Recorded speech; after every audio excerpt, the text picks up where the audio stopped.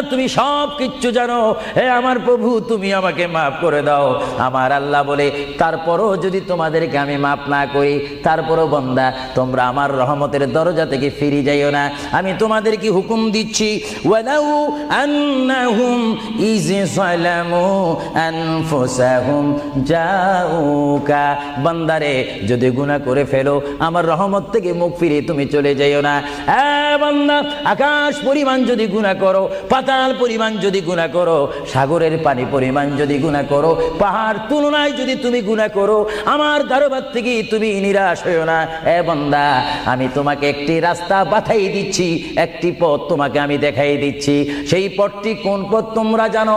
ওয়ালাউ আন্নাহুম ইয যালামু আনফুসাহুম জাউকা, বান্দারে যখন তোমরা বরবাদ হয়ে যাবে তখন তোমাদেরকে একটা পথ আমি তোমাদেরকে দেখাই দিলাম।